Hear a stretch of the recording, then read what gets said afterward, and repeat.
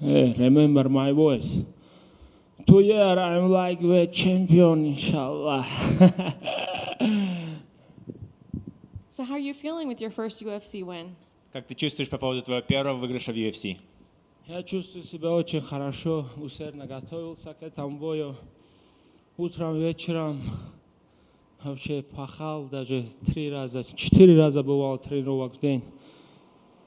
Вот и результат.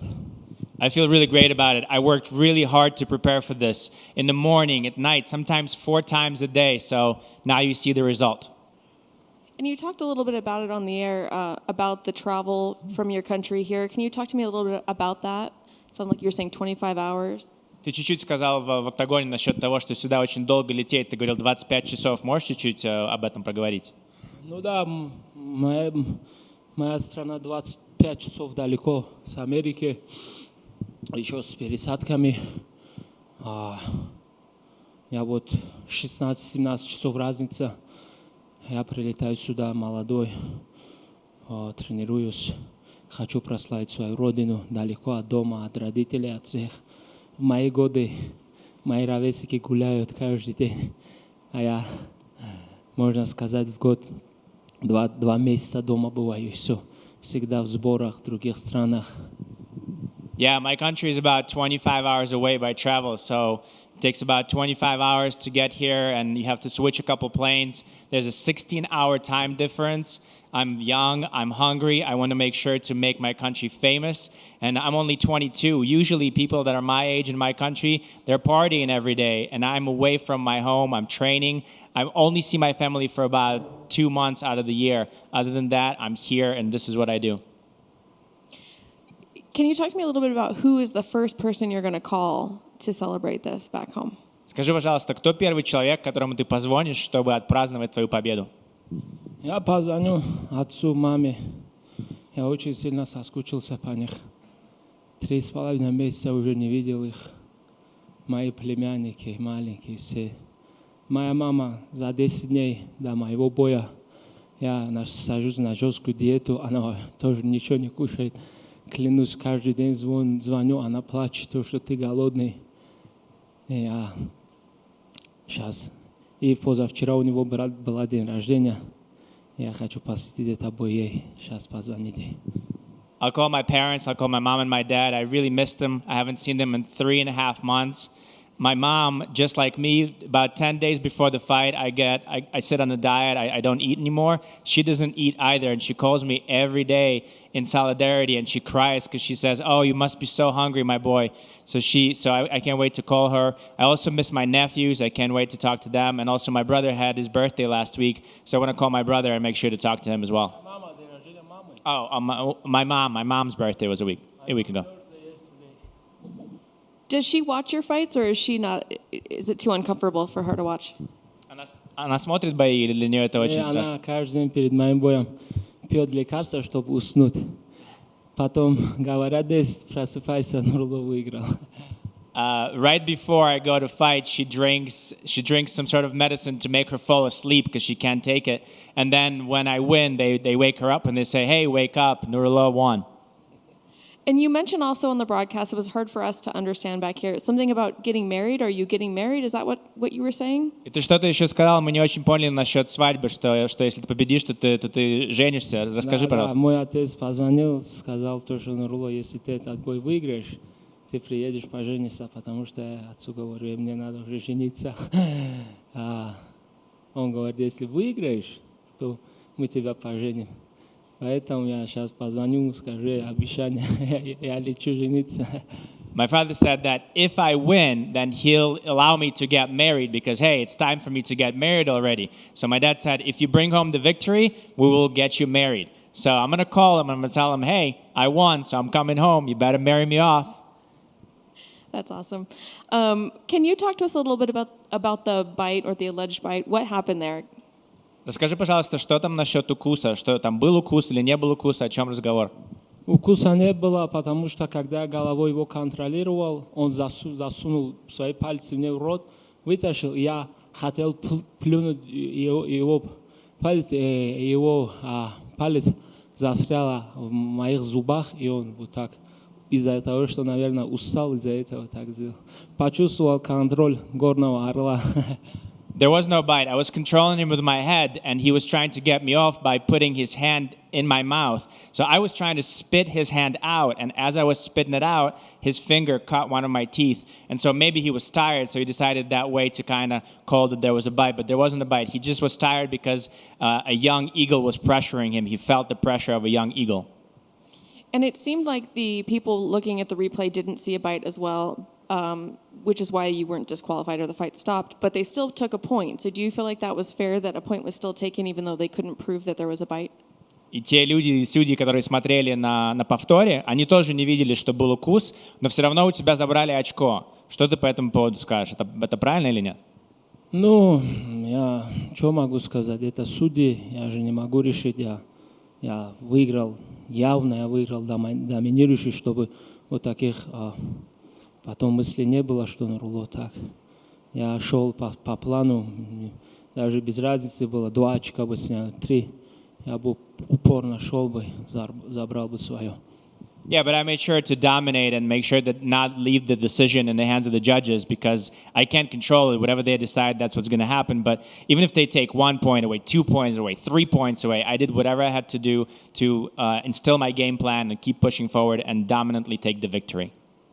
And when you thought about your first official UFC fight, is this how you thought it would go? Did you feel like it would be a 3-round war, or did you feel like maybe you could get in and out, or were there surprises? What were you expecting in there? Когда ты думал об этом бое до самого боя, ты думал, что твой дебют в UFC так и пройдет, 3 раунда сильных таких, или будет досрочная победа? Как ты представлял себе вообще твой дебют в UFC? Когда Шон Шелби отправил другого соперника, мы согласились, потом он отменился, потом Шон сказал то, что только из-за 6 соперников отказались из-за тебя, только Рафаэл Алвес согласился, так как Рафаэл Алвес очень опытный, сильный боец, он конкурирует с Дэн Хукером, он топ-15, с Дамиром Исмагуловым, он со всеми сильными дрался. Я хочу стать чемпионом, кого дадут UFC мне, я буду драться, я думаю, Рафаэл спокойно топ-15 UFC есть.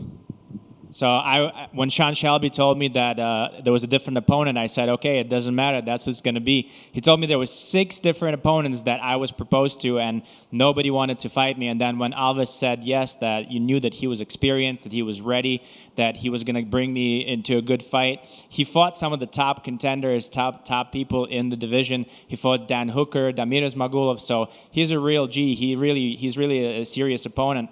So once I got him, I realized that this is going to be a good test for me. I only want to fight the top people in a division. I'm pretty sure that he easily could be in the top 15.